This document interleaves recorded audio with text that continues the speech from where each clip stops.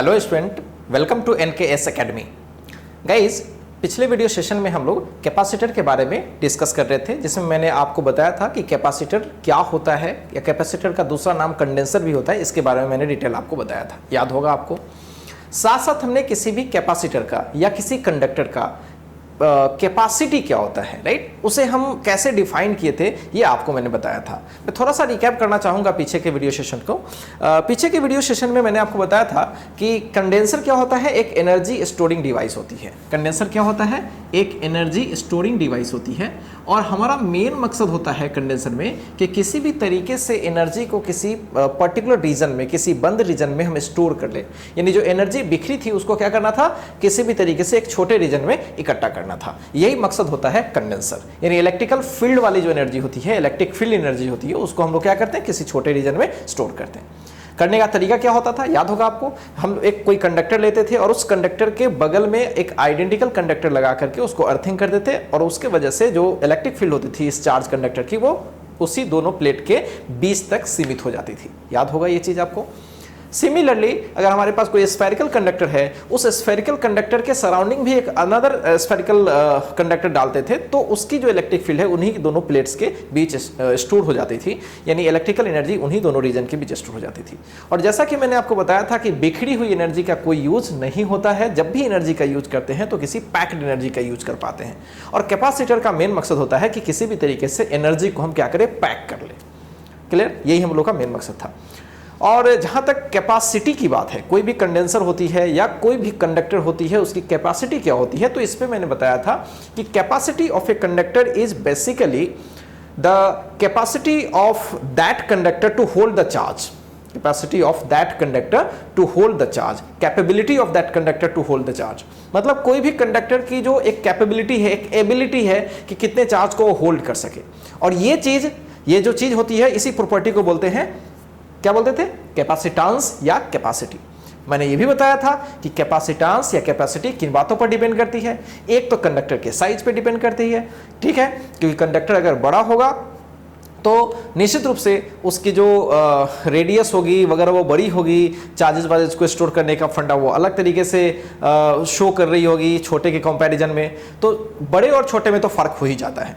तो एक तो वो साइज पे भी डिपेंड करेगी, और साथ साथ मैंने ये भी बताया था कि जो उसके सराउंडिंग मीडियम है वो कैसी है। मतलब सराउंडिंग मीडियम एयर तो नहीं है, या एयर से और अच्छा डाइलेक्ट्रिक मीडियम तो नहीं है।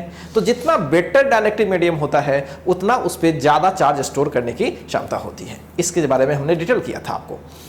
और फाइनली हम लोगों ने एक फॉर्मूला डिराइव किया था, याद होगा आपको। डिराइव तो नहीं किया था, नॉर्मल तरीके से मैंने बोला था कि अगर हमारे पास कोई कंडक्टर है और इस पे अगर हम चार्ज डाले जा रहे हैं लगातार, तो इसकी जो पोटेंशियल होती है डायरेक्टली प्रोपोर्शनल टू चार्ज होती है। यानी जैसे जैसे आप चार्ज डालते जाते हो वैसे वैसे इसके सरफेस की पोटेंशियल इंक्रीज करती जाती है, इंक्रीज करती चली जाती है।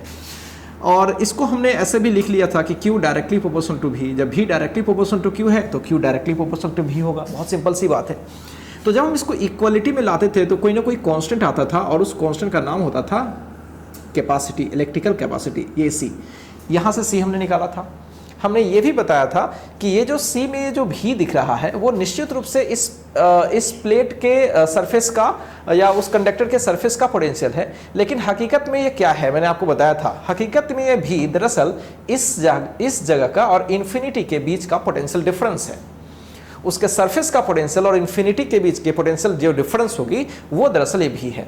अब डिफरेंस के रूप में इसलिए नहीं लिखा गया है क्योंकि इन्फानाइट पर किसी भी चार्ज के वजह से कोई इफेक्ट नहीं होता वहां पे, मतलब वहां की पोटेंशियल क्या होती है, जीरो। इसलिए अगर हमसे कोई बोले कि इसका पोटेंशियल भी है और V माइनस V इन्फिनिटी कीजिए तो V के ही बराबर होगा, क्योंकि इसकी वैल्यू क्या होती है, जीरो। ये सब चीजें मैंने आपको पिछले क्लास में बता रखा था ना। अच्छा चलिए, यहां तक तो हम लोग क्लियर कर लिए थे। और लास्ट में अगर आपको याद हो, लास्ट में मैंने ये किया था कि ये जो C है, राइट, C जो निकालने का जो तरीका होता है वो Q बाई V हुआ। और मोटे मोटे तौर पर बात करें तो ये क्या हो गया, Q बाई डेल्टा V। याद होगा आपको। तो मैंने इस पे बेस्ड एक छोटा सा सवाल किया था, जिसमें मैंने बोला था कि अगर हमारे पास कोई स्फेरिकल कंडक्टर है तो उसकी आप कैपेसिटी बताइए। ये भी चर्चा हो गई थी। अच्छा, उसके पहले ये भी चीज हुई थी, अगर आपको याद हो वो चीज, और बड़ी इंपॉर्टेंट थी, कि किसी भी कंडक्टर की जो कैपेसिटी होती है क्या वो चार्ज पर डिपेंड करती है ना। क्या पोटेंशियल पर डिपेंड करती है ना। किस पे डिपेंड करती है, तो मेनली दो बातों पर डिपेंड करती है। एक तो कंडक्टर की शेप साइज पर डिपेंड करती है और दूसरा उसके सराउंडिंग में कौन सी मीडियम है, क्या बहुत अच्छी डायलेक्ट्रिक वाली है या, समझ रहे हो। तो जैसा मीडियम होगा उसके बेसिस पर वो उसका कैपेसिटी डिपेंड करता है। ये सारी चीजें मैंने आपको बता रखा था। चलिए अब हम लोगों को करना क्या है आज के डेट में, जैसा कि मैंने कल क्लासेस वगैरह में आपको बताया था कि आगे हम लोग का मकसद होगा कि डिफरेंट टाइप का कंडेंसर पढ़ना, ठीक है। जैसे आपको मैंने थोड़ा आइडिया दिया था, याद होगा, एक प्लेट लिया था, बगल में एक प्लेट लेकर के अर्थिंग किया था, तो ये एक कैपेसिटर बन गया था क्योंकि एनर्जी एक बंद रीजन में स्टोर हो गई थी वहां पे। तो इसको बोलते थे हम लोग एक प्लेट ऐसे, एक प्लेट ऐसे, ऐसा ही था ना, याद होगा। इसको बोलते हैं पैरेलल प्लेट कंडेंसर या पैरेलल प्लेट कैपेसिटर, ठीक है। तो इसके बारे में डिटेल करेंगे। आपने एक और भी देखा होगा, यहां पे ऐसे था, याद होगा, ऐसा मैंने बनाया था, यहां पे ऐसे बनाया था, यहां पे हमने चार्ज दिया था और इसको अर्थिंग कर लिया था, अगर आपको याद हो। तो इसमें भी माइनस इंड्यूस हो गई थी और इस बंद रीजन में एनर्जी स्टोर हो गई थी। तो ये भी एक कंडेंसर का काम करता है। इसको हम लोग बोलते हैं स्फेरिकल कंडेंसर। इसको हम लोग बाद में पढ़ेंगे, अभी तो पैरेलल प्लेट कैपेसिटर पे ही इतने केसेस हैं कि क्या कहा जाए, ठीक है। बहुत सारी चीजें करनी है। तो कुल मिलाकर के चीजें क्या हुई थी, कुल मिलाकर के चीजों को पहले एक बार हम समझते हैं कि अगर मेरे पास कोई प्लस सिस्टम है और अगर हमारे पास कोई माइनस सिस्टम है, तो प्लस से माइनस की तरफ ही फील्ड क्या होती है, प्लस से माइनस की तरफ फील्ड होती है। तो देखा जाए प्लस और माइनस सिस्टम के बीच एनर्जी क्या होती है, जस्ट स्टोर्ड रहती है, ठीक है, इलेक्ट्रिक फील्ड के फॉर्म में, ठीक। और यही कैपेसिटर का क्या है, बेसिक फंडा है कि कैपेसिटर जो होती है उसमें एक पॉजिटिव प्लेट होती है और एक नेगेटिव। अब नेगेटिव प्लेट आप कैसे कर रहे हो, कोई जरूरी नहीं है कि आप अर्थिंग करके ही कर रहे हो, आप ऑलरेडी नेगेटिव चार्ज वाला कोई सिस्टम डाल दो और पॉजिटिव चार्ज वाला सिस्टम डाल दो तो एक बन जाता है सिस्टम। तो क्या मेरी बातें अच्छे से क्लियर है, ठीक है। और जब भी किसी सिस्टम का मतलब प्लस माइनस प्लेट वगैरह सिस्टम का अगर आपको कैपेसिटी निकालनी हो या कैपेसिटेंस निकालनी हो, सी निकालनी हो, तो प्लानिंग क्या होता है, पहले प्लानिंग को गौर से समझते हैं। प्लानिंग ये होता है कि किसी भी उस पर चार्ज का एक चार्ज दे दीजिए। ये क्यू का मतलब कौन सा चार्ज, जो पॉजिटिव प्लेट पे है। जैसे ये प्लस है ना, तो यहाँ माइनस, तो प्लस पॉजिटिव वाला चार्ज ले लो, पॉजिटिव वाला चार्ज ले लो, और माइनस और प्लस के बीच जो पोटेंशियल डिफरेंस है उसको यहाँ पे लिखते हैं, यानी Q बाई डेल्टा भी। हमेशा याद रखिएगा Q बाई डेल्टा भी। Q किसका चार्ज होता है, पॉजिटिव प्लेट का। हमेशा याद रखिएगा Q किसका चार्ज होता है, पॉजिटिव प्लेट का। डेल्टा भी किसके किसके बीच का पोटेंशियल डिफरेंस होता है, दोनों प्लेट के बीच का जो पोटेंशियल डिफरेंस है वो होता है। क्या क्लियर है। इसका मतलब है कि ऐसे बेसिक आइडिया पर आपसे सवाल भी किया जा सकता है। एक ऐसा जनरल सवाल किया जा सकता है जिसमें आपको अलग से पोटेंशियल डिफरेंस निकालना पड़े, ठीक है। और पोटेंशियल डिफरेंस निकाल करके चार्ज में जो भी चार्ज पॉजिटिव प्लेट पे है वो करके और फिर डिवाइड करके सी निकाल लें, ठीक है। तो चलो मैं एक बढ़िया सा सवाल है और एक जनरल सवाल करने की कोशिश करता हूं और ये बड़ा शानदार सवाल भी है। तो फिर मैं उसके बाद पैरेलल प्लेट कैपेसिटर पे आऊंगा, ठीक है। और पैरेलल प्लेट पे आने से पहले मैं थोड़ा सा एक कंसेप्ट होता है जिसको बोलते हैं रीडिस्ट्रीब्यूशन ऑफ चार्ज, ठीक है, उसके बारे में भी थोड़ी सी चर्चा कर लेंगे और फिर वो दोनों करने के बाद फिर आगे बढ़ेंगे तो ज्यादा हमें फील आएगा। तो चलिए स्टार्ट करें। चलिए आज का क्लास हम लोग अब स्टार्ट करते हैं। एक छोटा सा सवाल ऐसा है, आप ध्यान से देखिएगा। मान लीजिए कि आपके पास कुछ इस तरीके का एक शेप है, स्फेरिकल ही मान लो या फिर जैसा भी शेप हो, राइट। और यहां से यहां तक की जो डिस्टेंस है वो मान लिया जाए स्मॉल d है और इस पॉइंट को हमने a बोला है, इस पॉइंट को हमने b बोला है और इस पे हमने प्लस चार्ज दे रखा है और इस पे माइनस चार्ज दे रखा है। तो प्लस से माइनस की तरफ फील्ड होगी, प्लस से माइनस की तरफ फील्ड होगी, ठीक है।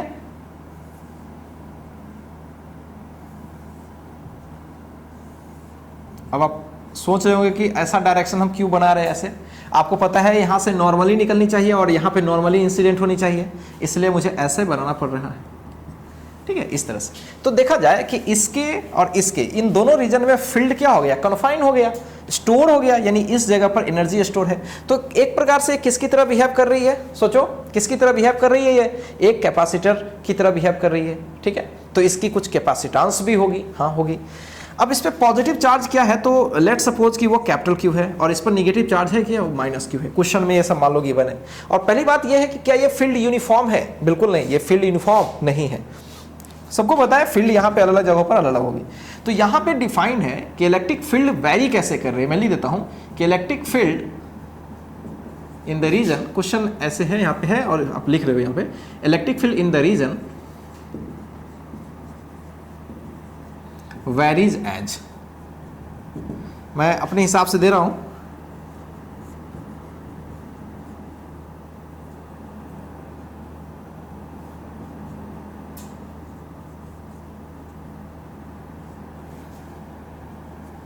राइट ऐसा है। और सपोज करो कि यहां से ऐसा कुछ, ये एक्स एक्सिस है और ये y एक्सिस है, ये x है, ये ओरिजिन है y, मतलब y की डायरेक्शन में जैसे जैसे ट्रैवल करते हैं तो कुछ इस तरीके से इलेक्ट्रिक फील्ड वेरी करती है। कैसे वेरी कर रही है? q by A epsilon naught 1 plus B Y square. Hopefully clear है? पहले क्वेश्चन समझिए फिर सवाल हम लोग सॉल्व करेंगे, ज़्यादा हड़बड़ी नहीं है, ठीक है। तो सवाल में क्या है भाई, आप ध्यान से देखिए, आपके पास क्या है, एक पॉजिटिव प्लेट, एक क्या है नेगेटिव प्लेट। यहाँ से यहाँ फील्ड होगी ही, कैसे होगी वो मैंने ऐसे ही बना रखा, इस पर प्लस चार्ज है, इस पर माइनस चार्ज है। फील्ड वेरी कर रही है वाई के डायरेक्शन में, कैसे वेरी कर रही है मैंने यहाँ पे दे रखा है Q by A epsilon naught 1 plus B Y square, जहाँ वाई क्या है, डिस्टेंस है, किस पे, वाई के डायरेक्शन में। ऐसे जब हम वाई जीरो करेंगे तो यहाँ पे इलेक्ट्रिक फील्ड क्या होगी, Q by A epsilon not, ये पूरा जीरो हो जाएगा। तो ये जैसे जैसे आगे बढ़ेंगे वैसे वैसे फील्ड की वैल्यू क्या होगी, बदलती जाएगी। तो ऐसा कुछ हमने स्ट्रक्चर दे रखा आपको। अब से सवाल क्या पूछा गया है, find the capacity of the system, जो दो सिस्टम बनी है ना प्लेट्स की, उसकी कैपेसिटी है। तो सवाल तो जायज है बिल्कुल, एक छोटे रीजन में कहीं ना कहीं एनर्जी को स्टोर करने की तो बात इसमें दिख ही रही है, तो कैपेसिटी निकालनी है। अब इसमें प्रॉब्लम ये है कि इसके और इसके बीच का, ध्यान से समझेंगे, जो फील्ड है वो यूनिफॉर्म नहीं है। समस्या क्या है, वो वेरी कर रही है। अब तो मकसद क्या है, कैपेसिटी अगर सिस्टम का निकालना हो तो क्या मकसद होगा बच्चों, क्या मकसद होगा, सोचो तो जरा। मकसद ये होगा कि हम सबसे पहले चार्ज पता करें, ठीक है, चार्ज तो पता है ही, क्यू और माइनस क्यू। किसका चार्ज पता करें, पॉजिटिव प्लेट का है मेरे पास पता, प्लस क्यू। दूसरा, क्या पोटेंशियल डिफरेंस निकालें, हाँ, इस प्लेट और इस प्लेट के बीच का क्या निकाल लें, पोटेंशियल डिफरेंस निकालें, ठीक है। तो मेन है कि पोटेंशियल डिफरेंस निकालना, बस इस क्वेश्चन में और कुछ है ही नहीं, पोटेंशियल डिफरेंस निकाला और आंसर तैयार। तो चलिए सबसे पहले मैं आपको बताता हूं कैसे पोटेंशियल डिफरेंस निकालते हैं, ठीक है। सॉल्यूशन में करता हूं। यहां सबको पता है E equals minus D V by D R, ये होता है ना, E equals minus D V by D R, पढ़ा है हमने, E equals minus D V by D R. चलिए ठीक है, तो यहां पे R क्या है, Y है, तो हम इसको ऐसा लिख सकते हैं dv बाई डी वाई। तो यहां पे अगर मैं dv निकालूं तो क्या होगा, E times of dy, minus में है कोई फर्क नहीं पड़ता उससे, नहीं। अगर मैं इंटीग्रेशन करूं पोटेंशियल dv का, और E क्या है जरा देख लीजिए, E है आपका q by A epsilon naught 1 plus B Y square into D Y. अब इंटीग्रेशन कहां से कहां करें, तो इस जगह से लेकर के इस जगह तक इंटीग्रेशन करें, ठीक है, इस जगह से लेकर के इस जगह इंटीग्रेशन करें। तो यहां पे मैं लिख देता हूं, यहां की पोटेंशियल मान लीजिए V1 है और वहां की पोटेंशियल मान लीजिए V2 है, और A पॉइंट है तो मैं VA और VB भी लिख सकता हूं, minus Q by A epsilon not हम चाहे तो बाहर कर सकते हैं, और यहाँ 1 प्लस बी वाई स्क्वायर है। तो मैं क्या करूँ, इंटीग्रेशन कर लूँ 1 plus B Y square into D Y. कहाँ से कहाँ इंटीग्रेशन, ये तो डिस्टेंस है, ध्यान से देखिएगा, क्या है ये डिस्टेंस है, और यहाँ क्या था पोटेंशियल, यहाँ वेरिएबल डी वी पोटेंशियल, और यहाँ पे डी वाई मतलब डिस्टेंस। तो यहाँ जीरो से लेकर के हमें कहाँ तक जानी है, देखिए डी है, ये डिस्टेंस कितनी दी गई है डी, तो मुझे जीरो से लेकर के डी तक जानी है। चलिए फटाफट करते हैं। तो यहाँ पे डी वी का इंटीग्रेशन क्या हो गया, भी ए से भी भी जाएंगे। चलिए अब इसको सॉल्व करते हैं, इसमें कोई ज़्यादा इशू है नहीं। 1 डी वाई तो वाई, बी वाई स्क्वायर का क्या होगा, वाई क्यू बाई 3, कहाँ से कहाँ इंटीग्रेशन करनी है, 0 से d। चलिए तो ये हो जाएगा वी वी माइनस भी A minus Q by A epsilon naught. पहले अपर लिमिट डालते हैं d, तो ये d प्लस बी डी का क्यूब बाई 3, और 0 डालेंगे तो सब 0 हो जाएगा, इसलिए ऐसे ही रहने देते हैं। इस माइनस को इस साइड में ले आते हैं, तो ये हो जाएगा भी ए माइनस भी बी, उलट हो जाएगा। और ऐसे भी पॉजिटिव की पोटेंशियल पॉजिटिव होती है और निगेटिव की निगेटिव, है ना, तो पॉजिटिव में से निगेटिव पोटेंशियल घटाएंगे तो पॉजिटिव ही आएगी, ठीक है। तो माइनस ले आया इधर, तो इधर पॉजिटिव रिजल्ट आ रहा है। तो आप देख सकते हैं Q by A epsilon not, अगर D कॉमन ले लें बच्चों तो क्या आएगा, D कॉमन ले तो 1 plus B D square by 3,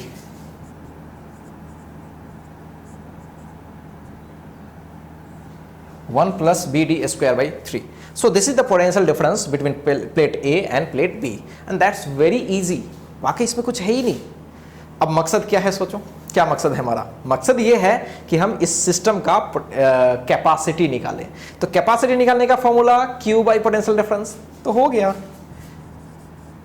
capacity C will be, क्या करें, Q बाई डेल्टा भी, तो Q बाई डेल्टा भी तो अभी निकाला ना, Q D by A epsilon naught 1 plus B D square by 3।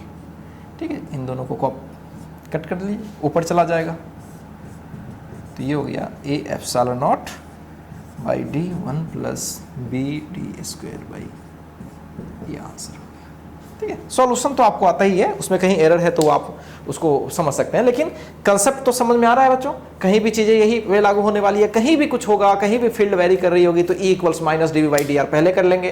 ठीक है, और फिर पोटेंशियल डिफरेंस निकालने की कोशिश करेंगे। अगर आपको डायरेक्ट पोटेंशियल डिफरेंस मालूम है तब तो आप डायरेक्ट भी कर सकते हैं, किसी भी तरीके से कर लें और एक बार पोटेंशियल डिफरेंस निकाल लें और फिर पॉजिटिव प्लेट का चार्ज Q देख लें, तो Q में डेल्टा V से डिवाइड कर लें, तो क्या मिल जाएगा आपको, पूरे सिस्टम की कैपेसिटेंस। सो होपफुली क्लियर है, कहीं से कोई डाउट, अगर डाउट होगी तो आप जरूर हमें बताएंगे। ठीक है, आप इस चीज को एक बार कॉपी कीजिए। ठीक है, कॉपी कीजिए और उसके बाद क्या करेंगे, हम लोग शेयरिंग ऑफ चार्ज सीखेंगे। ठीक है, आज हम लोग को थोड़ा सा है कि पहले कुछ बेसिक चीज कर लेते हैं, फिर हम लोग कैपेसिटी के कैलकुलेशन में आते हैं। ठीक है, तो अभी जो मैं रिवीजन करा रहा था कि कैपेसिटी निकालते कैसे, तो उस पर मैंने एक छोटा सा एक सवाल दिया। मतलब ये इस जो कैपेसिटर का कोई विशेष नाम नहीं है, एक जनरल कैपेसिटर ऐसे ही मैंने बना रखा है। ठीक है, चलिए इसको पहले कॉपी कीजिए, तो कॉपी कीजिए। और इंटीग्रेशन में हमेशा ध्यान रखना है, ध्यान एक मिनट रुक जाइए, इंटीग्रेशन में हमेशा ध्यान रखना है कि वेरिएबल क्या है। बच्चों को तो बहुत जगह यही दिक्कत होती है। यहाँ dy देखिए, dy का मतलब डिस्टेंस, तो मैं यहाँ डिस्टेंस का लोअर लिमिट और डिस्टेंस का अपर लिमिट, तो यहाँ पे जहां से मैं जहां जा रहा हूं तो इस डिस्टेंस का लोअर लिमिट मतलब कैलकुलेशन तो हम यहीं से कर रहे हैं, तो डिस्टेंस यहाँ क्या हो जाएगी 0, और जैसे जैसे हम आगे बढ़ेंगे वैसे वैसे डिस्टेंस क्या हो जाएगी d। ठीक है, और यहाँ पोटेंशियल वेरिएबल है, तो यहाँ की पोटेंशियल को बोलेंगे VA जो को लिखा, और यहाँ की पोटेंशियल को बोलेंगे VB जो कि मैंने लिखा, और इस तरह से आगे बढ़ गया। ठीक है, चलिए कॉपी कीजिए, फटाफट कॉपी कीजिए।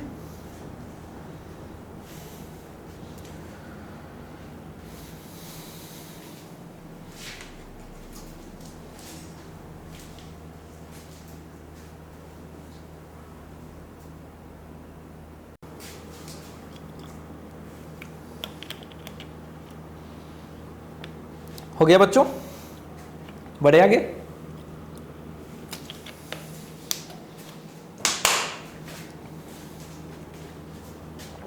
चलिए हो गया, अगर नहीं हुआ तो वीडियो को पॉज करके इसको आप कर लीजिए।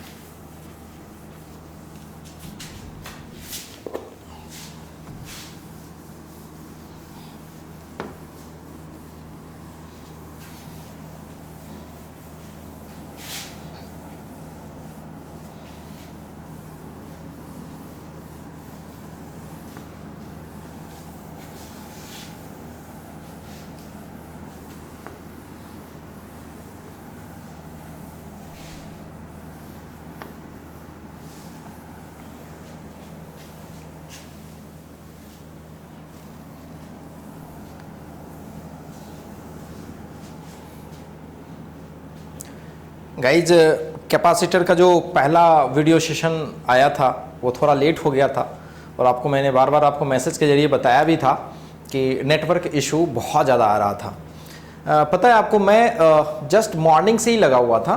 मॉर्निंग में मुझे लगता है अर्ली मॉर्निंग में लगभग 7 o'clock में मैंने उसको अपलोड करना चालू किया, और वो काफ़ी लेट हो गया।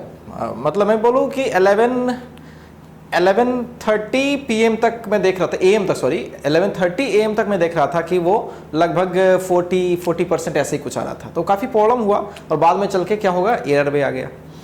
तो खैर वो सब चीज़ लाइफ का पार्ट एंड पार्सल है, उसमें हम कुछ नहीं कर सकते। तो चलिए हम लोग स्टार्ट करें आगे।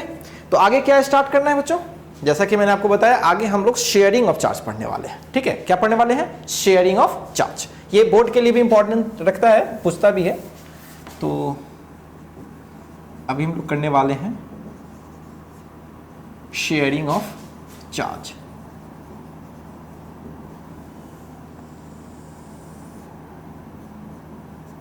ठीक है, देखिए मान लीजिए कि आपके पास कोई एक कंडक्टर है, स्फेरिकल कंडक्टर मान लेते हैं। सपोज करो कि आपके पास कोई कंडक्टर है और कि स्फेरिकल हो, शेप कैसा भी हो, कोई फर्क नहीं पड़ता।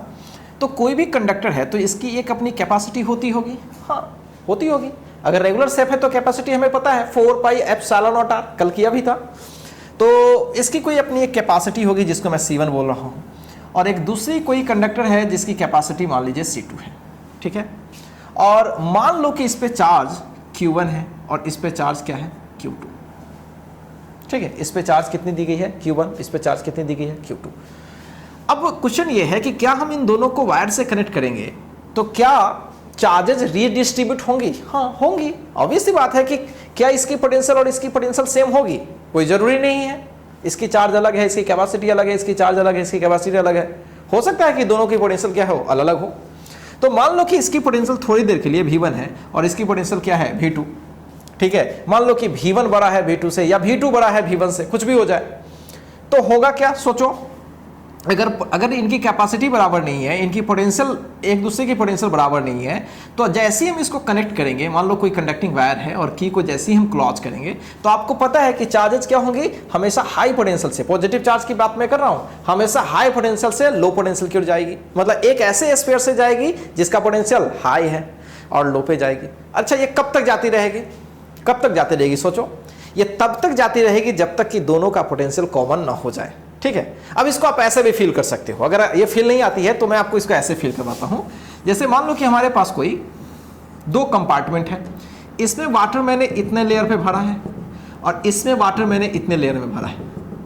पहले ये बताइए पोटेंशियल के ख्याल से क्या इसकी पोटेंशियल ज्यादा है? हाँ, क्योंकि ज्यादा हाइट तक है। इसकी पोटेंशियल क्या है, कम है। लेकिन जैसे ही हम इन दोनों को कनेक्ट करेंगे नीचे तो क्या होगा, क्या वाटर का लेवल ऐसे ही रह जाएगा कि कुछ देर के बाद वाटर का लेवल एक समान होगा? होगा। आपको सबको पता है कि सर ये ज्यादा ऊंचा पे है तो यहां से वाटर ऐसे आएगी, ऐसे आती रहेगी, फिर धीरे धीरे ये उठती रहेगी और धीरे धीरे इसका लेयर घटता रहेगा और एक समय में क्या हो जाएगा, एक कॉमन हाइट हो जाएगा। तो यहाँ पे क्या होता है ना, यहाँ पे हाइट वाइट को हम लोग पोटेंशियल से अगर हम कंपेयर करें तो हमें पूरी फील आ जाएगी। जस्ट वैसे ही जैसे एक हायर पोटेंशियल पे है और एक क्या है, लोअर पोटेंशियल पे है। तो क्या होगा कि चार्जेस हमेशा हायर पोटेंशियल से, पॉजिटिव चार्ज की बात मैं कर रहा हूं, पॉजिटिव चार्ज हमेशा हायर पोटेंशियल से ये लोअर पोटेंशियल पे जाएगी और तब तक जाएगी जब तक कि इसका पोटेंशियल इसके इक्वल ना हो जाए। ठीक है, अब इस दरमियान क्या होगा वो एक कमाल की चीज समझने वाली है। मतलब हायर से तो लोअर पे चार्ज जा रही है, लेकिन इस दरमियान क्या होगा भाई? तो इस दरमियान क्या होगा, यहां से चार्ज फ्लो करेगी। ठीक है, और आपको पता है कि किसी भी कंडक्टिंग वायर से जब चार्ज फ्लो करती है तो क्या वो उसमें हीट भी प्रोड्यूस होती होगी? हाँ होती होगी। चार्ज फ्लो करने से क्या होती है, हीट भी प्रोड्यूस होती होगी। और हीट प्रोड्यूस होने से क्या कुछ एनर्जी वेस्ट भी होती होगी? हाँ बिल्कुल, एनर्जी कुछ वेस्ट होती होगी। ठीक है, तो अभी हमें फिलहाल उस एनर्जी के बारे में तो विशेष बात नहीं करनी है, लेकिन हमें नॉर्मल बात करनी है कि जब चार्जेस जब एक दूसरे में शेयर हो जाएंगी तो इस पे कितनी चार्ज आएंगी और इस पे कितनी चार्ज आएंगी। ठीक है, ये हमें डिस्कस करनी है। तो हम इस चीज का जवाब हम कैपेसिटी के टर्म में देना चाहते हैं। ठीक है, मैं ये नहीं कहता हूं कि एकदम रेगुलर शेप का है, हम चाहें तो ये इरेगुलर शेप का भी कैसे भी ले लें, जनरल बात। तो ये चार्ज की शेयरिंग के बारे में बात कर रहे हैं। ठीक है, तो इसमें ऐसे थोड़ा सा लिख लेते हैं तो ज्यादा बेटर होगा। Consider 2 conductors having different capacities are connected by a conducting wire। ठीक है, कंडक्टिंग वायर से हमने कनेक्ट कर दिया। तो आपको ये बताना है find the final charges on the conductors. ठीक है, ये चीज आपको बतानी है। बहुत ही सिंपल तरीके से सोचेंगे इसको। देखिए, क्या चार्ज कंजर्व होती है? हाँ चार्ज कंजर्व होती है। मान लीजिए कि चार्जेज कुछ इस तरीके से हो गई, इस पे चार्ज मान लीजिए अब Q डैश हो गई, राइट, और इस पर चार्ज क्या हो गई, Q2 डैश हो गई। ठीक है, तो ये Q1 dash plus Q2 dash मिला करके अभी तो Q1 प्लस Q2 होगी, क्योंकि टोटल चार्ज कभी लॉस होती नहीं है चार्ज के कंजर्वेशन से। ठीक है, तो Q1 डैश इस पे हो गई और इस पर Q2 डैश हो गई। चलिए एक बात और है कि जब हम कनेक्शन कर दिए तो इसकी पोटेंशियल और इसकी पोटेंशियल क्या हो गई होगी, सेम हो गई होगी। चार्ज जब फ्लो करना बंद हो गया, चार्ज जब यहाँ पे स्टेबल हो गया, तो इसका मतलब है कि इसकी पोटेंशियल और इसकी पोटेंशियल क्या है, कॉमन है। डेफिनेटली अगर पोटेंशियल कॉमन नहीं होती तो फिर इसकी चार्ज लगातार क्या होती, चेंज करती। चार्ज हमेशा हायर पोटेंशियल से लोअर पोटेंशियल में जाता रहता। तो इसकी पोटेंशियल भी हो गई और इसकी भी पोटेंशियल क्या हो गई, भी हो गई। अब आप सोचो, अब ज़्यादा दिमाग लगाने की जरूरत नहीं है। क्या हमने पढ़ा है, हमने क्या पढ़ा है, Q बराबर CV पढ़ा है ना। अच्छा, हमसे चार्ज कोई मांग रहा हो और कैपेसिटी हमें मालूम हो, कैपेसिटी हमें मालूम हो और पोटेंशियल मालूम हो जाए, अरे तो बहुत आसानी से हम कुछ कर पाएंगे। फिर से सुनो, Q बराबर CV होता है। अगर हमें कैपेसिटी मालूम हो और पोटेंशियल मालूम हो तो केवल मल्टीप्लाई करके क्या हम चार्ज नहीं निकाल लेंगे। आपसे इसमें पूछा गया है कि चार्ज बताइए। अगर हम किसी भी तरीके से ये भी निकाल ले, कॉमन पोटेंशियल जो कि अगर ये निकाल ले, तो फिर क्या हम इस पर चार्ज नहीं निकाल लेंगे। हाँ, अब बहुत बच्चे के मन में हो रहा होगा कि सर C बदल नहीं जाएगा क्या। आप बोलोगे सर इसका C तो बदल जाएगा, इसका C बदल जाएगा। आप गलत सोच रहे हैं। याद होगा कैपेसिटी, क्या चार्जेस के आने जाने से क्या कैपेसिटी किसी की बदलती है क्या, नो। क्या पोटेंशियल से बदलती है क्या, नो। किससे बदलती है, वो तो मीडियम की वजह से बदलती है, राइट। या फिर हम उसका अगर कंडक्टर का शेप साइज अगर हम चेंज कर दे तो बदलती है। तो क्या कंडक्टर के शेप साइज को मैंने चेंज किया है क्या। अब बोलोगे सर फोटो में तो लग रहा है, मान लो कि ये शेप ऐसे ही है, मतलब वो मैंने ऐसे ही रफली बनाया है, तो वाकई कंडक्टर की शेप में भी कोई चेंजिंग नहीं हुई है, राइट। मीडियम में भी कोई चेंजिंग नहीं हुई। तो इसकी कंडेंसर की जो कैपेसिटी है वो कभी चेंज होने वाली है क्या, बिल्कुल नहीं। तो इसकी कैपेसिटी वही रहेगी, केवल बदलेगा क्या, पोटेंशियल। तो फिर वही बात, C वही रहेगी, बदलेगा पोटेंशियल, तो चार्ज पक्का क्या होगा, बदल जाएगा, वो हम निकाल पाएंगे। तो क्वेश्चन तो बहुत आसान हो गया।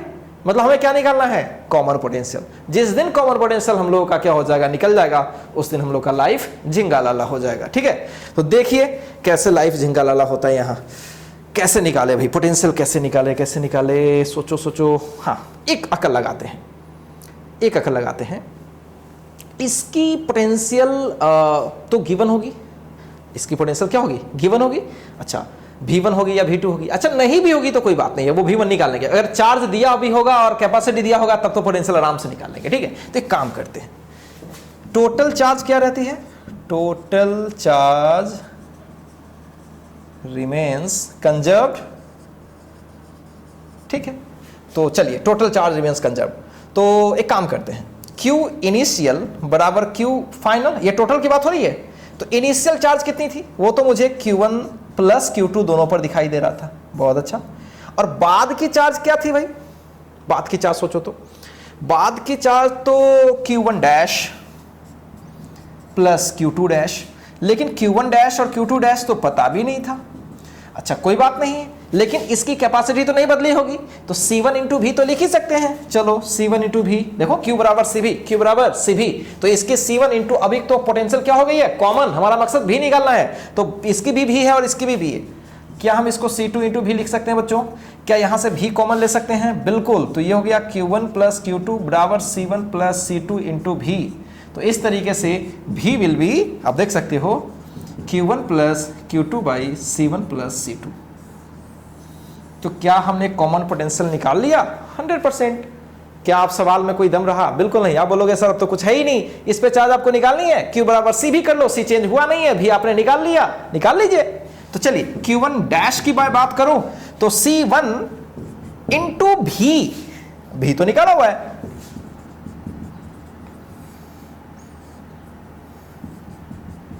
ये मैंने निकाला।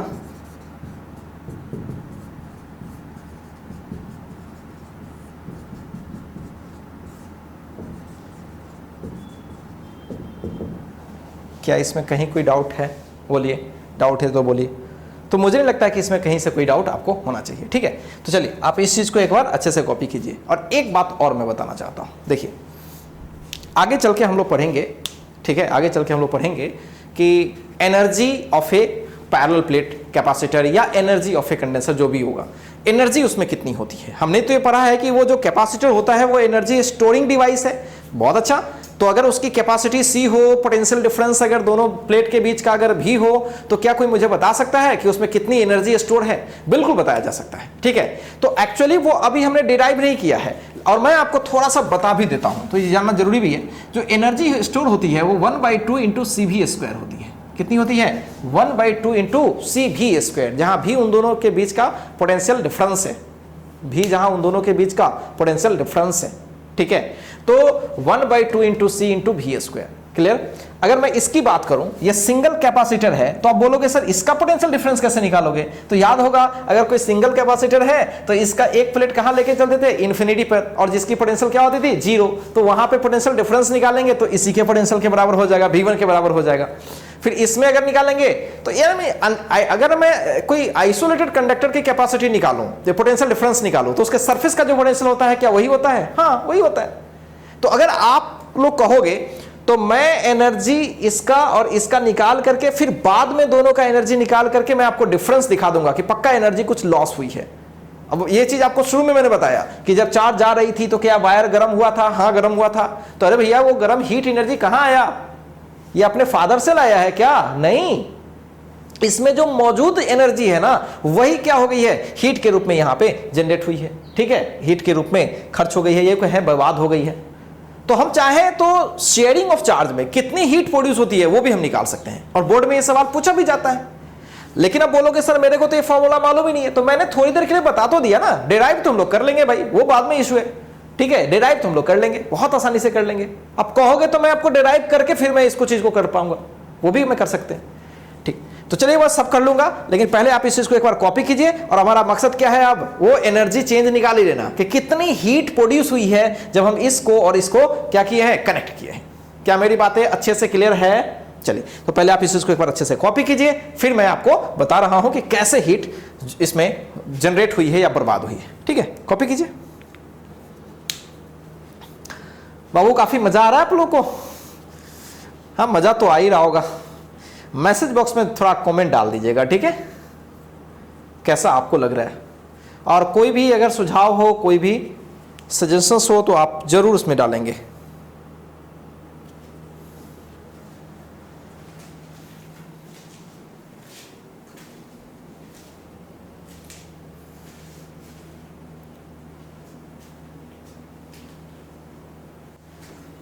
तो हो ही गया होगा आप लोगों का बच्चों। नहीं हुआ तो तरीका तो आप जानते ही है।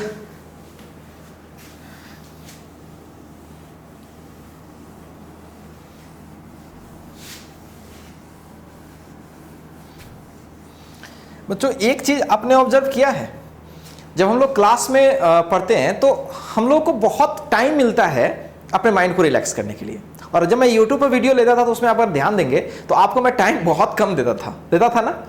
मतलब फटाफट बताया और साइड में हो गया कि चलिए कॉपी कर लीजिए, और आपको स्क्रीनशॉट लेने का टाइम में दे देता था, फट से आ जाते थे। तो मुझे लगता है कि माइंड को रिलैक्स देना बड़ा जरूरी है, तभी माइंड में जो पहले से जो चीजें आ गई हैं क्या हो जाए, वो अच्छे से इंस्टॉल हो जाए, ठीक है।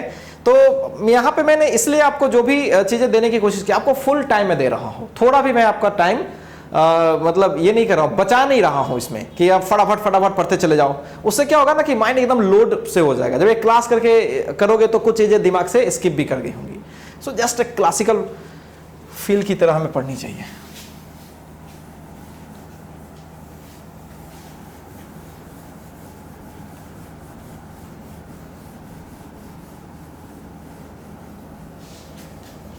मकसद क्या है बच्चों, बोलो।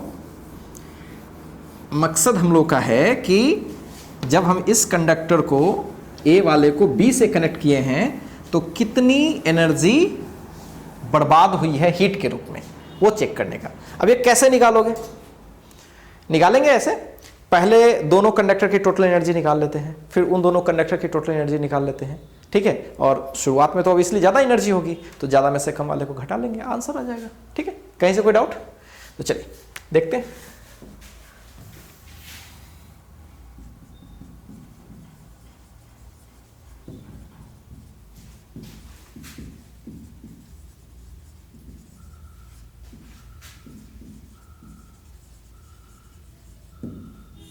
Energy loss due to sharing of charge, right. तो जैसा कि अभी अपने देखा है कि कोई कंडक्टर थी, कोई इस तरह की कंडक्टर थी, इसकी चार्ज Q1 थी, इसकी चार्ज Q2 थी, इसकी कैपेसिटी C1, इसकी C2 हमने कनेक्ट किया था। तो कनेक्ट करने के बाद दोनों का पोटेंशियल कॉमन आ गया था, वो कॉमन पोटेंशियल हमें को पता था। तो ऐसा करते हैं, इनिशियल टोटल एनर्जी इसमें निकालते हैं। इनिशियल टोटल एनर्जी बोलिए क्या होगा, यू टोटल करते हैं, पहले इसकी निकालते हैं। तो कैसे निकाले, हाफ ऑफ CV स्क्वायर, तो C1 और इसकी पोटेंशियल जो भी थी V1 square, half of C2 V2 square. मैं पोटेंशियल भी लेट कर लेता हूं, कोई दिक्कत नहीं है, ठीक है। अगर नहीं देगा, एक बात ध्यान सुनना, अगर पोटेंशियल नहीं देगा तो हम पोटेंशियल निकाल लेंगे, क्या दिक्कत है भाई।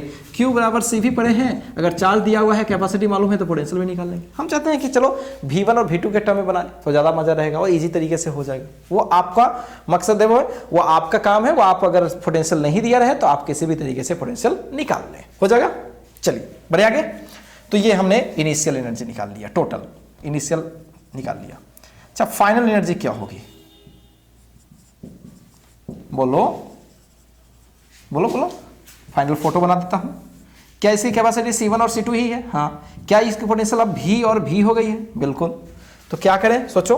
और उस V की वैल्यू हम क्या निकालना जानते हैं? बिल्कुल, इस V की वैल्यू हम निकालना जानते हैं। और वो कितनी थी? Q1 plus Q2 by C1 plus C2, यही था ना, याद करो। चलिए, तो U फाइनल क्या हो जाएगी, 1/2, सोचो, C1 V square, 1/2 C2 V square, सही है। अच्छा, ये तो कॉमन हो जाएगा ना 1/2 दोनों में, तो ऐसा है ये C1 प्लस C2 V का स्क्वायर। और V कॉमन क्या है बच्चों, देखो तो ये है Q1 plus Q2 by C1 plus C2 का होल स्क्वायर। क्या C1 प्लस C2 को एक पूरा कट जाएगा, क्योंकि स्क्वायर है, देखो स्क्वायर है तो पूरा क्वांटिटी एक से तो पूरा कैंसिल हो ही जाएगा।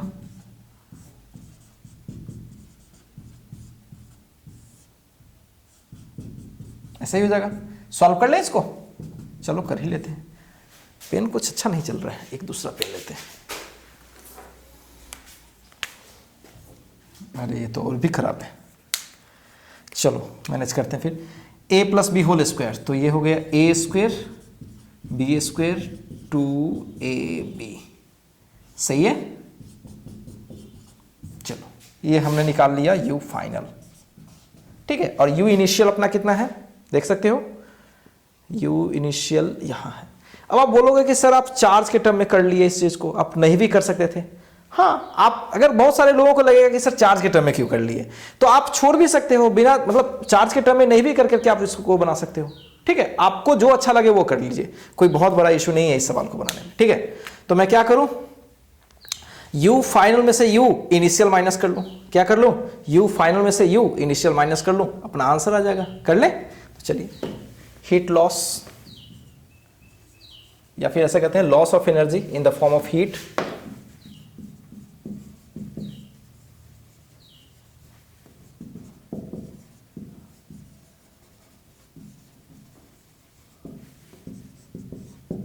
U initial minus U final, ठीक है। चलिए बनाए, फटाफट कर लेते हैं। अच्छा, एक काम करते हैं, थोड़ा सा आप इस बात को समझिए और आपको थोड़ा सा फील भी आएगा, अच्छा फील आएगा। क्या हम इस Q1, ध्यान समझिएगा, क्या हम इस Q1 के जगह पर, ध्यान से, इस Q1 के जगह पर क्या हम C1 V1 लिख सकते हैं? हाँ, आराम से C1 V1, कोई दिक्कत ही नहीं है। तो एक काम करते हैं, थोड़ा इस चीज को थोड़ा समझ ही लेते हैं यहाँ। क्या हम इसको C1 V1 का स्क्वायर लिख सकते हैं? तो C1 का स्क्वायर और V1 का स्क्वायर, हाँ, और इसको C2 का स्क्वायर V2 का स्क्वायर, बिल्कुल, plus 2C1 V1 C2 V2, देखो ध्यान से, Q1 Q2 बाई क्या हो गया, C1 प्लस C2। ज्यादा फील आएगा ना, हम चाहते हैं कि V1 और V2 के टर्म में आंसर करें, क्योंकि इसमें हमने V1 और V2 को इंट्रोड्यूस कर दिया और इसमें मैंने चार्ज को इंट्रोड्यूस किया, तो ज्यादा फील नहीं आएगा, एक गंदा सा रिजल्ट आ जाएगा। तो उसको ठीक करने के लिए मैं ऐसा कर रहे हैं। मेरे पास जगह तो नहीं है, लेकिन चलिए बनाने की कोशिश करते हैं, ठीक है। और इसको कैसे कहाँ बनाए भाई, मेरे पास जगह कम पड़ रहा है, घटाते हैं। देखिए, इसमें से हमें उसको घटाना है ना, क्या करें, एक काम करिए, पहले तो आप एक कॉपी कर लीजिए और मैं इसके बाद यहां तक मैं मिटा करके फिर मैं घटा करके आपको बताऊंगा क्या आंसर। ठीक है, पहले आप इस चीज को कॉपी कीजिए, तो जल्दी से कॉपी कीजिए।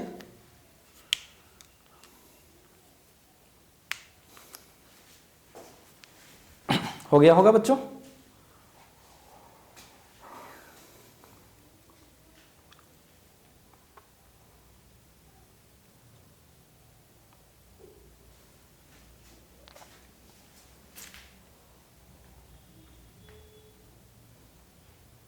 हो गया? चलिए देखिए,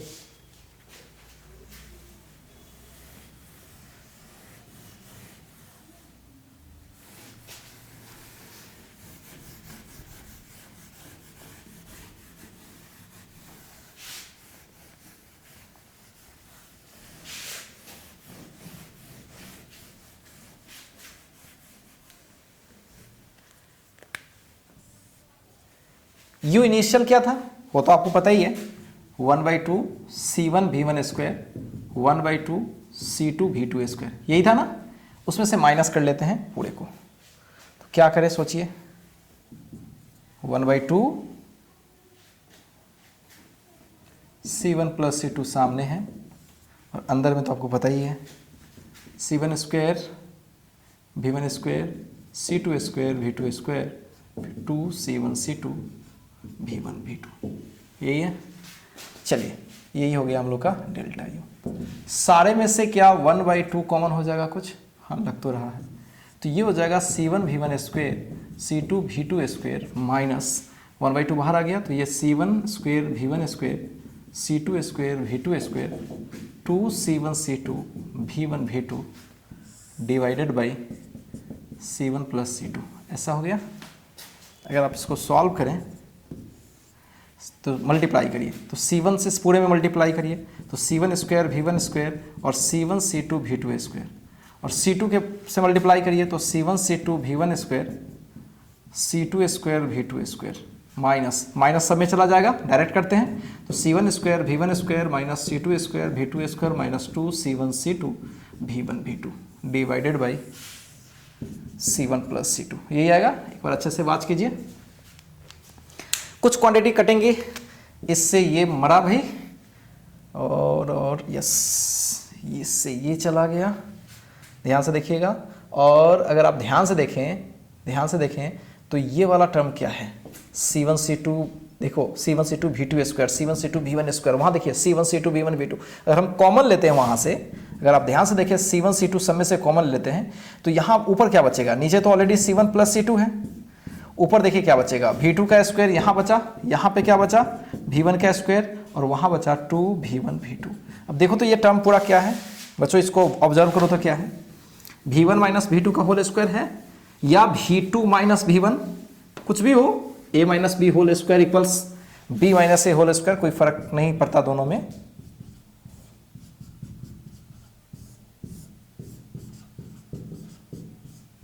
क्या यही हो जाएगा हीट एनर्जी?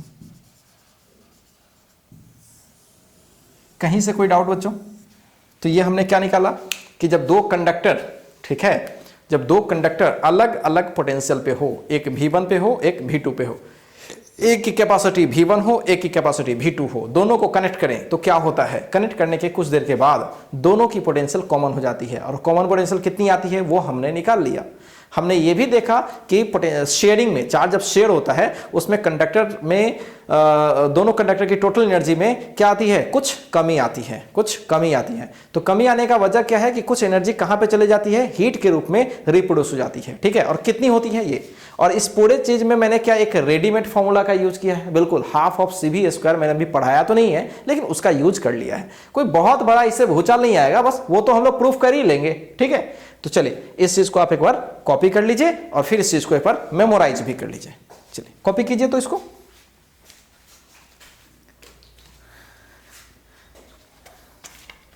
अगर आप ध्यान से देखोगे ना तो ये इसकी तरह दिखेगा, 1/2 CV स्क्वायर, देखो ना 1/2 CV स्क्वायर। तो हम तो ऐसे ही याद रखते हैं, 1/2 C के जगह पर C1 C2 by C1 plus C2 और V के जगह पर पोटेंशियल डिफरेंस का स्क्वायर, ऐसे याद रखते हैं।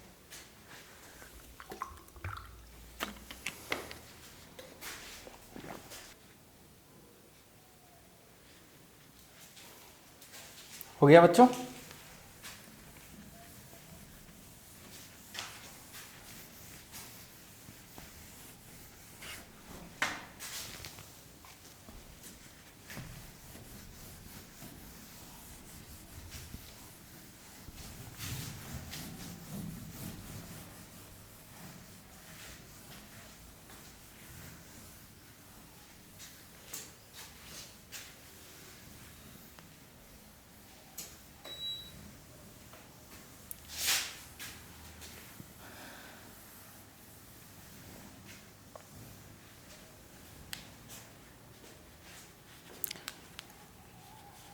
बच्चों अगर आपको लगता है कि मुझे एनर्जी का फॉर्मूला पहले ही सीख लेना चाहिए तो हम लोग पहले भी सीख सकते हैं, ठीक है, कोई बहुत बड़ा इशू नहीं है।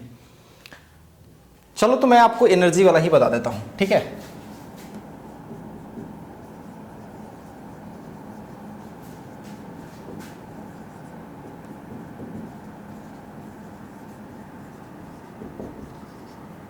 Energy stored in a capacitor, ठीक है। अब कैपेसिटर आप एक आइडेंटिकल दो आइडेंटिकल प्लेट्स लेकर के उसके बीच आप निकाल सकते हो, राइट, या फिर क्या कर सकते हो, एक सिंगल कंडक्टर भी लेकर के कर सकते हो, कुछ भी कर लो। देखो पहले ये बताओ कि एनर्जी का फंडा कैसे होता है, मतलब एनर्जी किसी चीज में क्यों आती है। मान लो कि मेरे पास ये पेन है जो कि ग्राउंड से कुछ हाइट पे है, तो क्या इसमें कुछ एनर्जी है? बोलोगे हाँ सर है। कौन सी एनर्जी है? Gravitational potential energy. कितना होता है वो? अगर ग्राउंड पे रेफरेंस लेवल लिया गया है तो mgh। तो आखिर ये जो एनर्जी आई है कहां से आई है? सोचो जरा, जिस एजेंट ने, मैं ही एजेंट हूं, तो मैंने कभी ना कभी ग्राउंड पर रहा होगा, इसको उठा के ऊपर लाया होगा। तो ग्राउंड से जब हम इसको उठा के लाए होंगे तो मुझे लगातार वर्क करना पड़ा होगा, निश्चित रूप से वर्क करना पड़ा होगा ग्रेविटेशनल फील्ड के खिलाफ। तो जब हम इसको उठाए हैं तो मुझे लगातार वर्क करना पड़ा होगा ग्रेविटेशनल फील्ड के खिलाफ, और वही वर्क इसमें क्या हो गई है? एनर्जी के रूप में स्टोर हो गई है। यानी अगर किसी सिस्टम में अगर एनर्जी स्टोर है तो कहीं ना कहीं उसके लिए कौन रिस्पॉन्सिबल है? एजेंट रिस्पॉन्सिबल है। कौन रिस्पॉन्सिबल है? एजेंट रिस्पॉन्सिबल है। तो मान लो कि अगर मैं तुम्हें सिंपल तरीके से बता रहा हूं, बाद में चल के जब पैरेलल प्लेट कैपेसिटर पढ़ोगे तो वहां भी पैरेलल प्लेट कैपेसिटर में कैसे एनर्जी स्टोर होती है उसमें भी आपको अलग से सिखाऊंगा, ठीक है। अभी मैं सिंपल एक कंडक्टर का सिखा रहा हूं तो आप फील करवाने के लिए, ठीक है। तो मान लो कि तुम्हारे पास कोई सिंगल कंडक्टर था ऐसे, ठीक है, और इस पर आप चार्ज दिए जा रहे हो लगातार, ठीक है, इस पर चार्ज लगातार दिए जा रहे हो, क्यों दिए जा रहे हो लगातार, ठीक है। तो क्या चार्ज लगातार देने से इसकी पोटेंशियल धीरे धीरे इंक्रीज करेगी? हाँ इंक्रीज करेगी। तो इसमें क्या एजेंट को लगातार वर्क करना पड़ेगा? बिल्कुल। हमने सबसे पहले बात पहला चार्ज का लेयर डाल दिया, अगली बार चार्ज लेके जाएंगे तो मेरे को मशक्कत करना पड़ेगा क्योंकि उस पर पहले से पॉजिटिव चार्ज है, रिपल्सन का सामना करना पड़ेगा। तो एजेंट को लगातार लाने में उस पर क्या करना पड़ेगा? वर्क करना पड़ेगा। और वो ला कहां से रहा है एजेंट चार्ज? ऑब्वियसली कहां से? इनफाइनाइट वाले रीजन से लेकर के और यहां पे चार्ज ला रहा है, ठीक है। और इसमें जो एनर्जी स्टोर हो जाएगी ऐसा करने में, टोटल वर्क जो हो जाएगी वही इसकी पूरी की पूरी एनर्जी मानी जाएगी। तो मान लो कि हमारे पास कोई कंडक्टर है, मैं ऐसे लिख दे रहा हूं, consider a conductor having capacity C, ठीक है। अब एक चीज बताओ, किसी भी टाइम पर उस पे पोटेंशियल जो आएगी, मान लीजिए वो भी है, किसी भी टाइम पर उस पर जो पोटेंशियल आएगी वो क्या आएगी? भी। और किसी भी टाइम पर जो चार्ज उस पर ऑलरेडी है वो कितना है? तो इतना तो पता है, ऐसे लिख सकते हैं, at any instant Q will be C times of V। हाँ होगी, Q बराबर C times of V। C बदलता है नहीं, V बदल रहा है, तो Q will be C times of V। इतना तो ठीक है। अब वर्क डन बाय एजेंट क्या होगी? तो एजेंट अचानक से सारे चार्ज उठा के नहीं लाया। तो मान लेते हैं कि सबसे पहले उसने डिफरेंशियल चार्ज लाया। कितना चार्ज लाया? डिफरेंशियल, डेल्टा भी चार्ज लाया। कहां से लाया? इनफाइनाइट से लाया। कहां पे लाया? इसके सरफेस पे लाया। तो आपको पता होगा इलेक्ट्रोस्टैटिक्स में स्टार्टिंग में मैंने बताया था कि अगर किसी क्यू चार्ज को या डेल्टा क्यू चार्ज को अगर आप एक जगह से दूसरी जगह लाते हैं तो क्या वर्क होता है भाई? क्यू टाइम्स ऑफ डेल्टा भी, यानी जहां पे लाए हैं वहां का पोटेंशियल और जहां से लाए हैं वहां का पोटेंशियल। अच्छा चलिए भाई ठीक है। तो अगर मैं बोलूं यहां पे work done by agent in bringing dq charge कहां से ला रहे हैं बच्चों? From infinity to the surface. तो बोलो तो वर्क क्या होगा? छोटा सा वर्क होगा ना, क्या होगा, जितना चार्ज लाए हो वो और पोटेंशियल डिफरेंस, और ये पोटेंशियल डिफरेंस क्या है अगर मैं बात करूं तो दिस इज द भी, जिस पॉइंट पे आए हैं वहां का पोटेंशियल और जहां से लाए, तो D Q is nothing, D Q ही है, और भी इन्फिनिटी तो जीरो ही है, तो ये हो जाएगा, ठीक है, क्योंकि उस वक्त में यहाँ की पोटेंशियल कितनी है, भी, मतलब मैंने क्यू चार्ज, ध्यान से समझना है, पहले मैंने क्यू डालते डालते डालते डालते किसी भी टाइम पर क्यू चार्ज स्टैब्लिश हो गई है, और उस क्यू चार्ज के वजह से भी पोटेंशियल वहां पे बन गया है, और तब मैं डेल्टा क्यू चार्ज ला रहा हूं, और तब मैं आपको फिल, क्योंकि एजेंट को काम करवाने के लिए पहले तो एक चार्ज का लेयर देना पड़ेगा ना, अगर पहली लेयर जब लाया होगा तो वाकई एजेंट ने कोई काम नहीं किया होगा, क्योंकि कोई इसमें रिपल्सिव फोर्स नहीं लग रहा था। लेकिन जैसे जैसे चार्जेस पे बढ़ने लगेगी तो एक पोटेंशियल क्रिएट होगा और एक पोटेंशियल डिफरेंस क्रिएट होगा, जिसके वजह से एजेंट को काम करना पड़ेगा डी क्यू चार्ज लाने में या कोई भी चार्ज लाने में।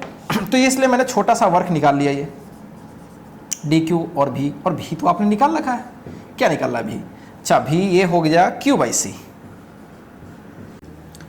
अब एक चीज देखिए यहाँ पे, क्या यहाँ क्यू वेरिएबल है, सोचो, हाँ वेरिएबल है, क्योंकि सोचो क्या ये चार्ज जो क्यू है वो किसी भी टाइम का है, हाँ जैसे जैसे टाइम बीतता जाएगा क्या वैसे वैसे क्यू बढ़ता चला जाएगा, और स्टार्टिंग टाइम की बात करें तो क्या क्यू वाकई कम होगा, सो यहाँ क्यू क्या है, वेरिएबल। तो सोचो ये क्यू वेरिएबल है, सी क्या वेरिएबल है, नहीं, सी तो हमेशा इसके शेप साइज पे डिपेंड करती है और मीडियम पे डिपेंड करती है, मीडियम में तो कोई फर्क पड़ा नहीं है, शेप साइज जैसे का तैसे है, इसलिए उस पर कोई फर्क नहीं पड़ा है। तो यहां पे हमने क्या कर लिया, D W equals D Q into Q by C कर लिया। चलिए भाई अब मैं क्या करूंगा, बस इसको इंटीग्रेट कर लूंगा, क्या कर लूंगा, इसको इंटीग्रेट कर लूंगा, तो हमें क्या हो जाएगा, टोटल वर्क निकल जाएगा। क्या मेरी बातें क्लियर हैं? देखिए आपको बहुत बच्चे को तो ये होता है कि सर आप बार बार डी को छोटा चार्ज क्यों लाते हो, तो उस पर भी थोड़ा सा चर्चा कर ले। देखिए छोटे चार्ज लाने की हमारी मजबूरी है, क्योंकि मान लो कि जब पहली बार चार्ज डालोगे और जो एजेंट उस दूसरे चार्ज को ला रहा होगा तो जो वर्क करेगा, जो उस पर अभी जो रिपल्सिव फोर्स लगेगा वो सोचो, लेकिन जैसे जैसे चार्ज वो डालते जाएगा तो एक समय में क्या होगा, चार्ज ज्यादा हो जाएगी। क्या रिपल्सिव फोर्स पहले के बराबर है या ज्यादा है, ज्यादा है, तो क्या अब उसको ज्यादा वर्क करना पड़ेगा, बिल्कुल, नेक्स्ट टाइम और ज्यादा, नेक्स्ट टाइम और ज्यादा। क्या हर बार उसका वर्क सेम ही है, क्या हर बार उस पर जो लगने वाला रिपल्सिव फोर्स सेम ही है, क्या नहीं, जैसे जैसे चार्जेस इकट्ठा होते चली जाएगी वैसे वैसे क्या होगा, उसको उस चार्ज को लाने में ज्यादा वर्क करना पड़ेगा। तो जहां पे वेरिएबल सिस्टम हो जाए, जहां पे वेरिएबल फोर्सेस लगती है, वहां पे हमें बार बार क्या करना पड़ता है, पहले छोटा वर्क करना पड़ता है और फिर उसको इंटीग्रेट करना पड़ता है। इसलिए हम बार बार बोलते हैं कि चलो एक किसी पर्टिकुलर सिस्टम को बना लिया और एक छोटा सा चार्ज लाके देखा कि कितना वर्क हो रहा है और उसको इंटीग्रेट कर लिया, वही मैंने यहां किया है। ठीक है, अब क्या रह गया, बस इंटीग्रेशन कर लेंगे, टोटल वर्क आ जाएगा। और इंटीग्रेशन कहां से कहां करेंगे, सोचो, ध्यान से मेरी बात सुनना। ये क्यू, स्मॉल क्यू तो वेरिएबल है, मान लो कि चार्ज लाते लाते लाते लाते मैं टोटल चार्ज कैपिटल क्यू लाके स्टॉप कर दिया, कैपिटल क्यू टोटल, वो कैपिटल क्यू फिक्स्ड है, उस समय जो पोटेंशियल क्रिएट हो गई होगी कैपिटल वी, वो फिक्स्ड है। तो हम इसको कैसे इंटीग्रेट करें, तो मान लो स्टार्टिंग में चार्ज कितनी थी, स्टार्टिंग की बात मैं कर रहा हूं, जीरो, कोई चार्ज हमने नहीं लाया था, लाते लाते कैपिटल क्यू चार्ज मैंने इस पर पूरा इकट्ठा कर दिया। तो टोटल वर्क क्या होगी, अगर मैं टोटल वर्क की बात मैं करूं,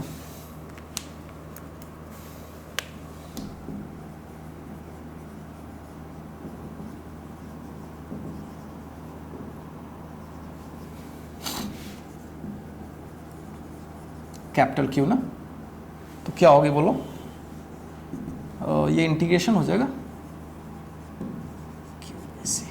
जीरो टू कैपिटल क्यू, यहाँ क्यू तो वेरिएबल है, इसको 1/c कर लेते हैं,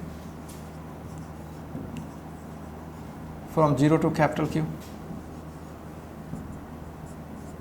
देखिए क्यू डी क्यू, क्यू की पावर 1 है तो कैसे करेंगे, एक पावर ऐड करेंगे तो square by 2 from zero to capital Q.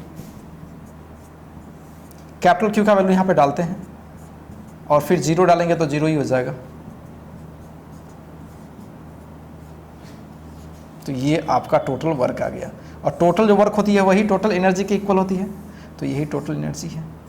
अब आप लोगों में से बहुत को दिख रहा होगा कि सर आपने तो ऐसा फॉर्मूला बताया नहीं था, आपने तो बताया था 1/2cv², ये कहां से आ गया, ये चार्ज और सी के टर्म में है। ठीक है, हम चाहें तो इसको भी के टर्म में भी तो कर सकते हैं, क्योंकि आपको पता है ना, पता है कि Q विल बी सी भी, मान लीजिए कि ये सी तो खैर फिक्स्ड ही है, ये भी फाइनल पोटेंशियल है और ये भी Q फाइनल चार्ज है, तो डालते हैं इसमें टोटल कितनी हो जाएगी, सी भी का स्क्वायर, सी कट गया, क्या आप लोग को दिख रहा है, यही आप चाह रहे थे, ठीक है। और भी चाहे तो आप इसकी वैरायटी कर सकते हैं, यहाँ Q और C में रिलेशन है, यहाँ C और B में है, आपके लिए तो बाएं हाथ का खेल है।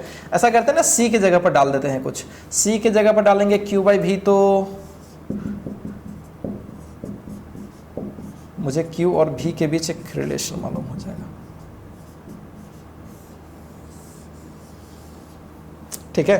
तो ये अपनी एनर्जी की मतलब है, सारा फॉर्मूला एक ही है, लेकिन सबको आपने हिसाब से यूज करेंगे, ठीक है। जहां पे हमें पोटेंशियल के बारे में ज़्यादा चर्चा हो रही होगी, ठीक है, पोटेंशियल वेरी कर रहा होगा, बाकी चीज़ वेरिएबल नहीं होगी, तो आप इस फॉर्मूला को यूज करें, ठीक है। तो पोटेंशियल का केवल अगर चर्चा हो रहा है तो यही यूज करना ज़्यादा बेटर होगा, क्योंकि कैपेसिटी क्या होती है, फिक्स्ड ही होती है। अच्छा, कहीं कहीं पे चार्ज भी वेरी कर रहा होगा और पोटेंशियल भी वेरी कर रही होगी, तो वहाँ पे आप इस तरीके से बात करेंगे, और समझ रहे हैं आप लोग कहाँ पे क्या यूज़ करेंगे। अब बच्चों ऐसा है कि आज के डेट में हम लोगों ने चाहा था कि चलो पैरेलल प्लेट कैपेसिटर डिस्कस कर लें, लेकिन हम लोग कुछ अलग ही चीज़ों में उलझ गए, ठीक है। जहाँ जहाँ जो चीज़ें आती गई हम लोग उसको डील करते चले गए। जस्ट हम लोग बड़ी एकदम फ्री, एकदम आज़ादी की तरह से पढ़ रहे हैं कि मुझे जहाँ पे जो चीज़ एक्वायर हो रही है हम लोग पहले उसको क्लियर कर रहे हैं, ठीक है। पढ़ने का ये जो तरीका होता है मेरे अकॉर्डिंग बड़ा मस्त होता है, ठीक है। एकदम लगता नहीं है कि हमें प्रेशर में, कोई सिलेबस हमें मालूम ही नहीं है, कोई सीक्वेंस हमें मालूम ही नहीं है, एकदम नॉर्मल हम चीज़ों को डील करते जा रहे हैं। रास्ते में जो डिफिकल्टी हो रही है पहले उस पर काम कर ले रहे हैं, फिर आगे अपना काम करते चले जा रहे हैं, ठीक है। आपको एक बात और मैं जैसा कि पहले भी बताया कि ये जो सवाल है जो energy store in a capacitor, तो मैंने एक सिंगल एक प्लेट वाला या फिर ऐसा कहिए कि एक कंडेंसर, एक क्या कहते हैं इसको, कंडक्टर का मैंने एनर्जी निकाल के दिखाया आपको।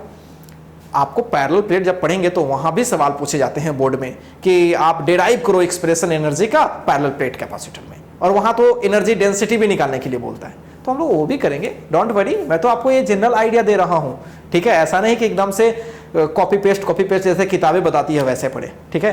तो हम लोग इस एनर्जी का फॉर्मूला एक जगह और डिराइव करेंगे, और उसका मकसद होगा बोर्ड के सवाल करना, ठीक है। और वहां एनर्जी डेंसिटी भी निकालेंगे, और एनर्जी डेंसिटी तो ऐसे भी हम लोग निकाल रखे हैं 1/2 एप्सिलॉन नॉट E², याद होगा किसमें, कंडक्टर्स वगैरह में हमने किया था, याद होगा, जिसमें हम लोग एनर्जी डिस्कस कर रहे थे।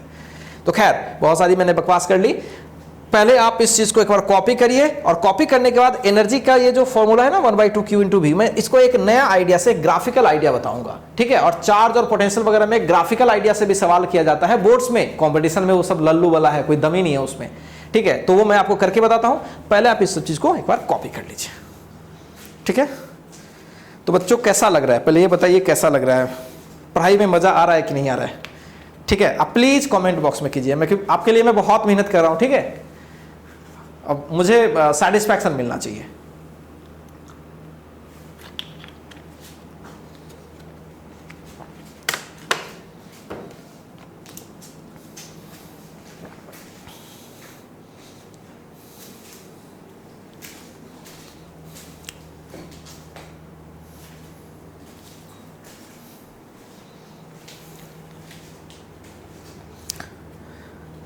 अब टाइम भी हम लोग का होने वाला है ना, तुरंत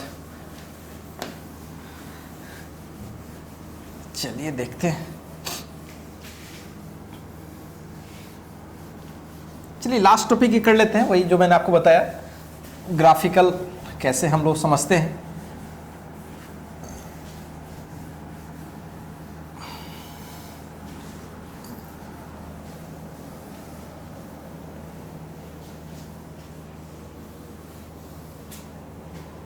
चलिए बात करें आगे।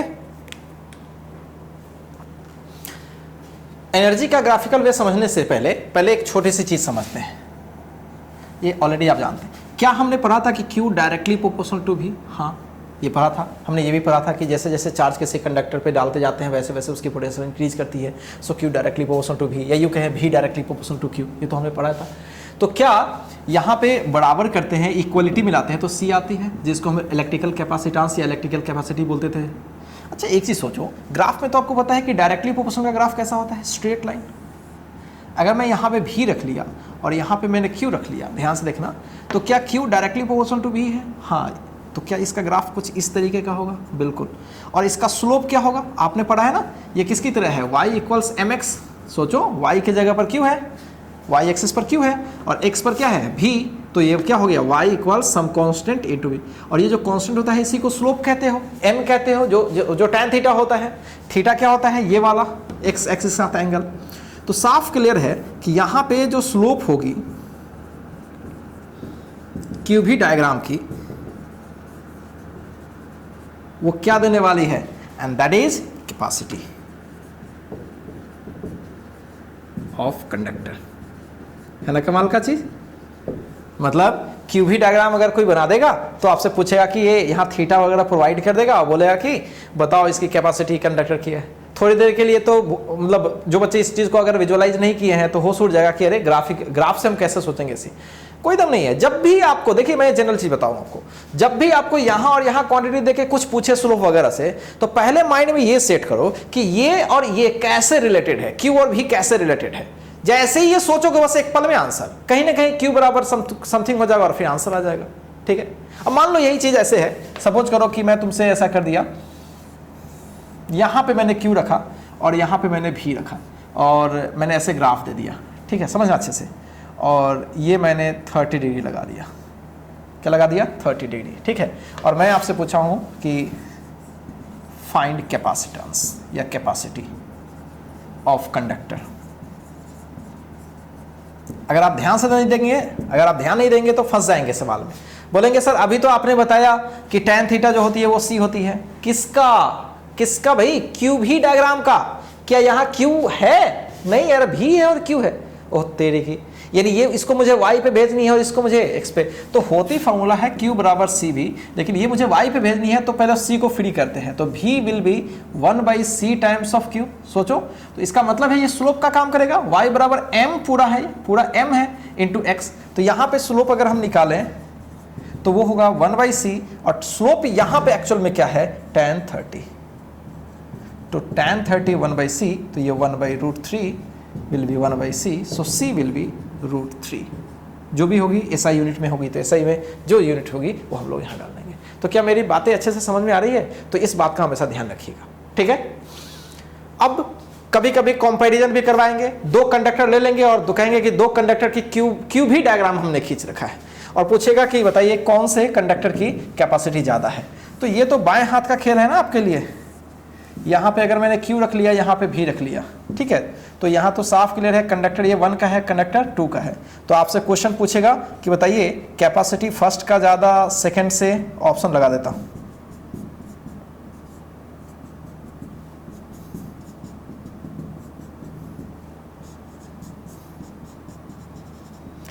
किसकी स्लोप ज़्यादा? ये θ1 और ये θ2।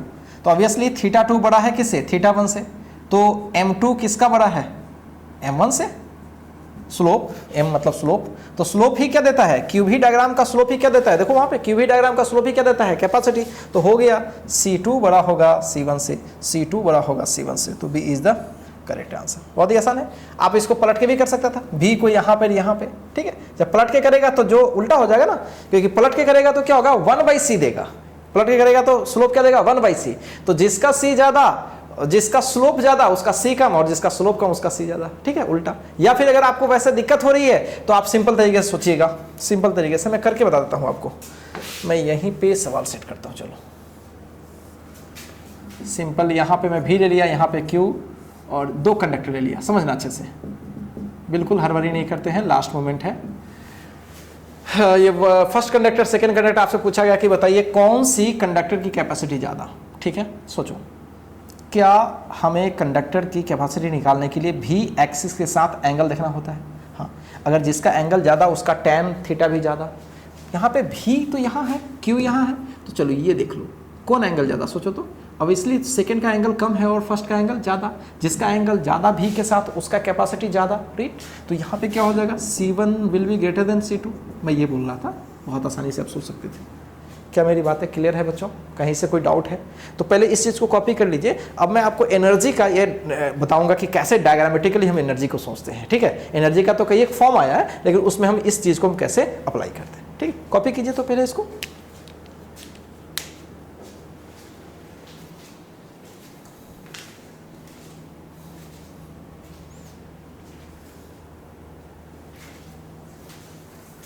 हो गया बच्चों? आगे बढ़े।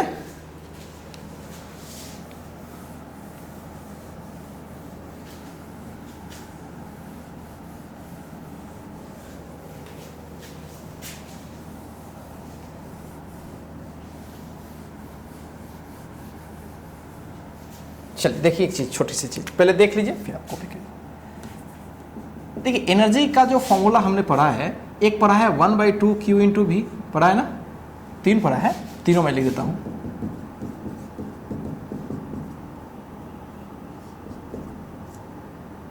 ऐसे था 1/2 Q square by C, 1/2 C V square and 1/2 Q times of V. मैं इसकी फिलहाल बात करता हूँ। वजह है क्या, जनरल मैं बात करूं, अगर किसी भी समय में Q चार्ज अगर हम ले आए हैं, ध्यान से मेरी बात समझिएगा, किसी भी समय में अगर ये हम वेरिएबल भी अगर Q को ले ले, स्मॉल Q ले ले, तो स्मॉल Q जिस समय है उस समय की पोटेंशियल अगर भी है तो उस समय का एनर्जी टोटल कितना होगा, 1/2 स्मॉल Q इंटू भी। यानी यहाँ पे Q और भी दोनों क्या है, वेरिएबल है। ध्यान समझिएगा मेरी बात। और आपको पता है कि किसी भी कंडेंसर को, किसी भी कैपेसिटर को आप चार्ज कर रहे होते हैं तो Q और V हमेशा क्या होती है, वेरिएबल। जानबूझकर मैं Q और V वाला फॉर्मूला लगा रहा हूँ। और आपको पता है Q और V क्या होती है, स्ट्रेट लाइन ग्राफ, ये भी अभी थोड़ी देर पहले पढ़ा। अब सोचो जरा, सोचो कि 1/2 Q इंटू V क्या रिप्रेजेंट कर रहा है। सोचो तो क्या ये एरिया रिप्रेजेंट कर रहा है। सोचो अगर ये जनरल किसी भी टाइम पर मान लो ये टोटल कैपिटल Q है और ये मान लो कैपिटल V है ये, तो जरा इसके एरिया पे गौर करो तो क्या है ये एरिया। सोचो 1/2 इंटू बेस इंटू हाइट, बिल्कुल 1/2 इंटू बेस इंटू हाइट।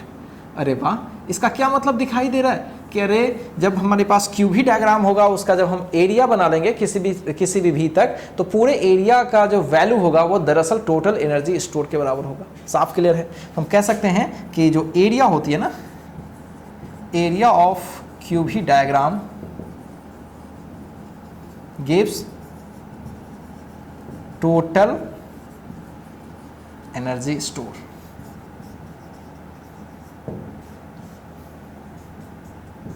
क्या बच्चों कहीं से कोई दिक्कत है? कोई दिक्कत नहीं। तो बहुत सारी चीज़ें आज के डेट में हम लोगों ने कर लिया, ठीक है। अब हम लोग नेक्स्ट वीडियो सेशन से क्या करेंगे, ध्यान से मेरी बात सुनिए। नेक्स्ट वीडियो सेशन में हम लोग क्या करेंगे, नेक्स्ट वीडियो सेशन में जो मैंने बताया आज की पैरेलल प्लेट जो कैपेसिटर है उसकी हम लोग कैपेसिटी निकालेंगे, ठीक है। और आज तक मैं अभी तक शीट तो आपको प्रोवाइड नहीं किया हूं। जैसे ही आप पैरेलल प्लेट कैपेसिटर का कैपेसिटी निकालेंगे उसके बाद मैं आपको एक शीट प्रोवाइड करूंगा, ठीक है, जो आपको ई लाइब्रेरी में मिल जाएगा और आप उसे देख लीजिएगा। कोई दिक्कत?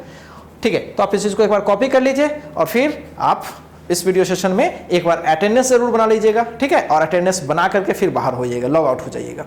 मेरी बात ध्यान रखिएगा, अटेंडेंस जरूर बनाना है, ठीक है। और होपफुली आपको धीरे धीरे ऐप का आपको तो यूज करने आ रहा होगा और धीरे धीरे हम लोग यूज टू भी हो जाएंगे, ठीक है। बहुत सारी अभी थोड़ी सी उसमें प्रॉब्लम है, उसको धीरे धीरे ठीक कर लेंगे, ठीक है। चलिए कॉपी कीजिए।